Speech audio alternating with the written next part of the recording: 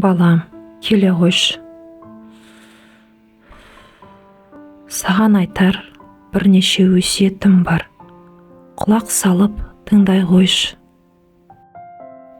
Мен қартайғанда қол-аяғым дірілдеп, бейне бір сенің сәби кезіңдегідей асты киімге төгіп алуы мүмкін.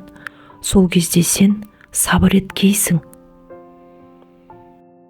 Балам, мен қартайғанда құдды бір кішкентай балаға тәрбие бергендей, сенің де құлақ етіңді жеп, тәрбие туралы айта беру мүмкін. Сол кезде менің айтқанымды көңіліңе жақса да, жақпаса да, өтірік кейіп танытып, жанымда отыра берші. Сондай сәтте жарайды деп басыңды изей салсаң, мен мәз болып қаламын ғой.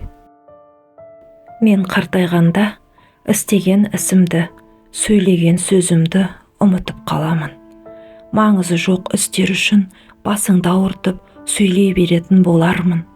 Ол кезде мен не десем де, сіздікі жөн деп көбірек сабыр сақтағайсың.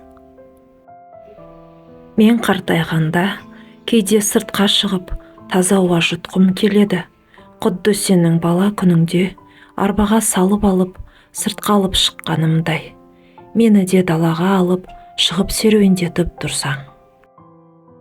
Мен қартайғанда көп сөзді болып кетуі мүмкін.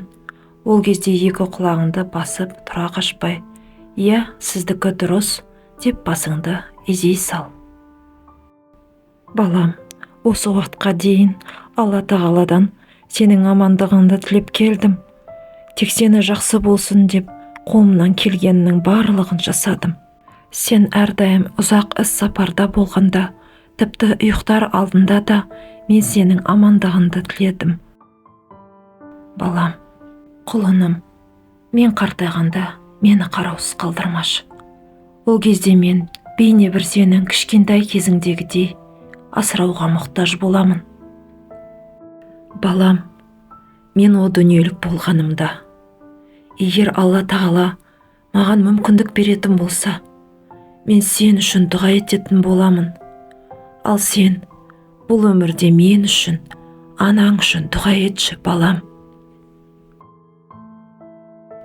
Құрметті бауырлар, бұл өмірде соңғы демі қалғанша біздің тілеуімізді тілейтін бір ғана адам, ол ана.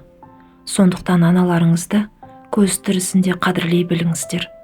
Ал егер өмірден озған болса, Алладан аналарыңыз үшін дұға тілеуіңізді ұмытпаңыз. Ана жайында айтылған сахих хадис бар.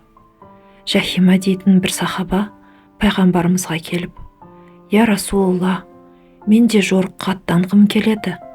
Сізден кеңес сұрай келдім» дейді. Сонда Алла елшісі, «Анаң бар ма?» деп сұрайды. Ол «Я» деп жауап береді. «Анаңа қара, шынында пеш оның аяғында» деп айтады біздің пайғамбарымыз саллаллаху алейхи уассалам. Құрметті көрермен, ана тілді арнамыздың дамуын қолдай отырыңыздар. Назар салып тыңдағандарыңыз үшін көп рахмет.